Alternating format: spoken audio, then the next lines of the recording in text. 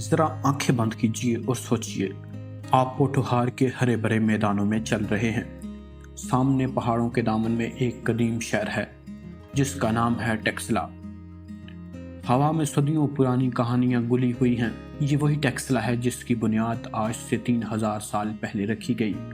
کبھی یہاں قافلے رکتے تھے، تاجر اپنے سامان کے صندوق کھولتے تھے اور دنیا کے مختلف خطوں سے آئے لوگ ایک ہی بازار میں ملتے تھے۔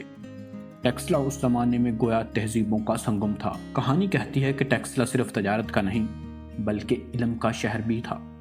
یہاں ایک عظیم درسگاہ قائم تھی جہاں دور دراز ملکوں سے طلباء آتے، کوئی طب سیکھنے آتا، کوئی فلسفہ پڑھنے اور کوئی جنگی فنون سیکھنے۔ بدھ راہب اپنے اسٹوپوں اور خانقاہوں میں علم و عبادت میں مشغول رہتے۔ ذرا تصور کیجئے کہ کیسے راہب سفید چادروں میں ملبوس خانقاہ کی پتھریلی راہداریوں میں چلتے ہوئے درس دیتے ہوں گے اور نوجوان شاگرد لکڑی کے تختوں پر بیٹھ کر سن رہے ہوں گے۔ وقت کی رفتار نے یہاں کئی حکمرانوں کو لایا۔ پہلے ایرانی ہخامنشی آئے، پھر یونانی فاتح سکندر اعظم۔ روایت ہے کہ جب وہ یہاں ٹیکسلا پہنچا تو یہاں کے بادشاہ امبی نے بغیر جنگ کے شہر اس کے حوالے کر دیا۔ یوں شہر کا خون خرابہ نہ ہوا اور سکندر نے اس جگہ کو اپنے قافلے کے آرام کے لیے استعمال کیا۔ پھر موریہ سلطنت کا سورج چمکا، اشوکا نے اسطوپے تعمیر کروائے، یونانی آئے تو انہوں نے شہر کو نئے نقشے پر بسایا۔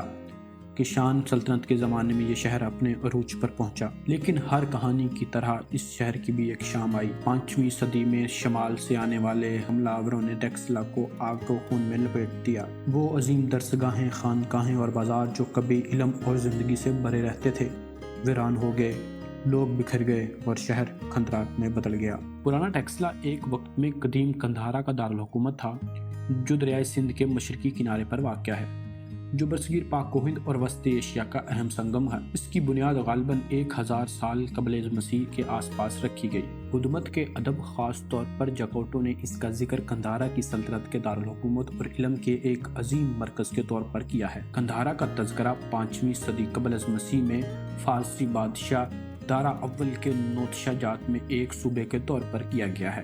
ٹیکسلا قندھارا کے دارالحکومت کے طور پر واضح طور پر 1 سے زائد صدی کے طور پر حکومت کے تخت رہا۔ صدیاں گزرتی گئیں، وقت نے مٹی کی تہوں میں سب کچھ چھپا دیا، لیکن کہانیاں ختم کہاں ہوتی ہیں۔ 19ویں صدی میں برطانوی ماہر آثار قدیمہ سر کنگھم نے ان خندرات کو دوبارہ دریافت کیا۔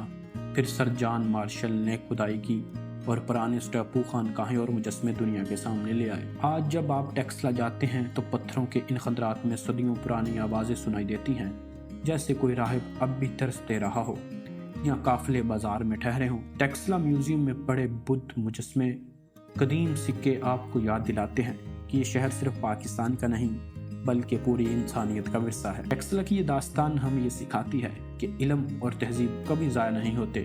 وہ مٹی میں چھپ جائیں تو بھی وہ ایک دن انہیں دوبارہ روشنی میں لے آتے ہیں۔